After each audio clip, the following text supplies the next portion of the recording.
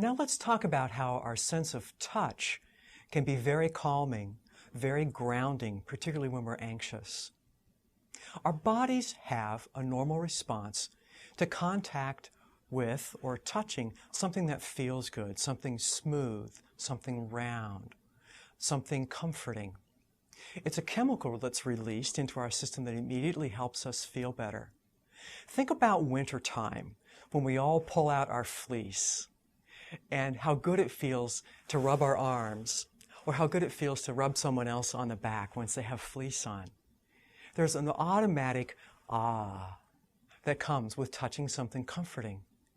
That's why they call it a worry stone or a worry bead, because immediately there's some sense of releasing our worries and having it absorbed by the object, or at least having it released so that we feel better at that point in time. Maybe when you were a child you had a blankie. It's that same principle.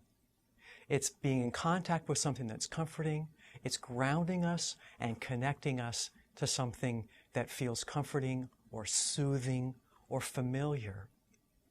And it doesn't even have to be the object itself that's familiar. Sometimes it's the sensation or the imagery that we've associated with that object that feels comforting or familiar. So here's the suggestion. Maybe you have a stone or a marble or a rock or maybe any other small object that you can put in your pocket on a day when you feel like you might get activated, or a day when you feel like you might be in pain, or a day when you know you're going to have some high stress. Slip it into a pants pocket, a coat pocket, into a bag, somewhere that's accessible.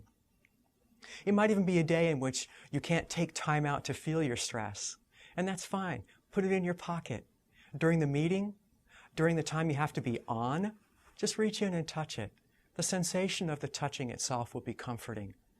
And what also comes to mind will be the connection that you associate with that object. Maybe you remember the place where you found that shell or where you found that stone, and you can have some of those memories come back, those sensations of pleasantness or a fun time or a time of calm and safety. Or maybe you can have the associations with the person who gave it to you if it was a gift. They might immediately come to mind, and their presence can be very comforting, very calming as well. So have your objects at the ready. Or even think about what you might be wearing on a stressful day. Wear some slacks, or a jacket, or a vest, or a coat, or some object, some fabric that's comforting to you so that you can just gently touch it during the day and have that release of your stress or your worry.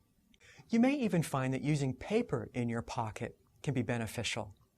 Simply writing down a word or a phrase or an intention or the name of someone near and dear to you to have on a piece of paper in your pocket can be really helpful, so that when you reach in and touch that paper, the phrase comes to mind or that person comes to mind.